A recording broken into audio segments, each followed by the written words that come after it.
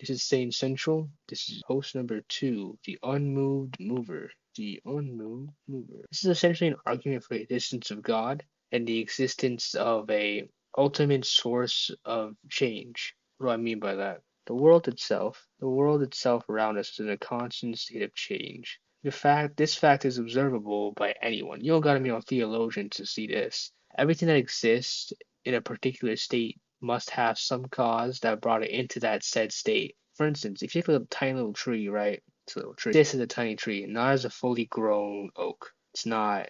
It's a large Christmas tree right there. It's not in its adult form. It is not something entirely different than itself. The tree cannot bring about its own transformation into a bigger tree, as it does not yet exist in that future state. This leads us to an important philosophical principle here. For something to come into its current state of being, in order to exist as this big tree, it must have something acting upon it by some cause, either external or internal. In order to exist as this, it must have causes forcing it to become that way. Change does not occur without a mover or a catalyst. Potential to change cannot actualize itself. It requires something to turn that potential into a reality. With human beings, for instance, growth and existence are driven by will and desire. For a little kid to become an adult, it is both will slash desire that bring about this growth and existence into this adult format.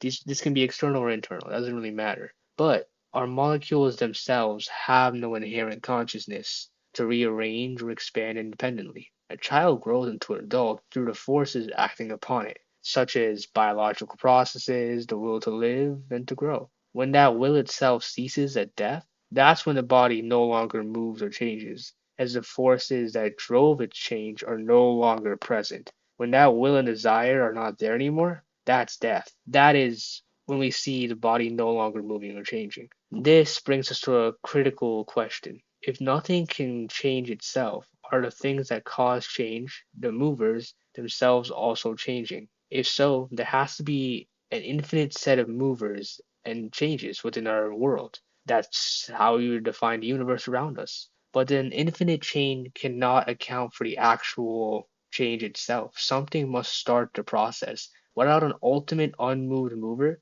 the potential for change in the universe could never actualize.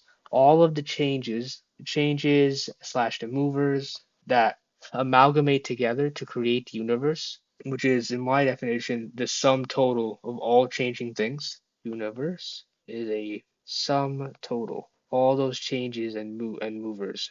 Now, if the universe itself is that sum process of constant change, by definition, for that change to occur, there must be an external force or a mover. If the universe encompasses all material things, then its cause must exist outside of material reality. This is where the idea of a transcendent cause that goes beyond matter, space, and time to account for the existence of change of the universe must exist. Furthermore, this transcendent mover itself cannot be changing, as that would require another mover to change it. And by definition, this ultimate cause, the first mover, would be what we call God. And if God is moved by something else, well, then that thing is God.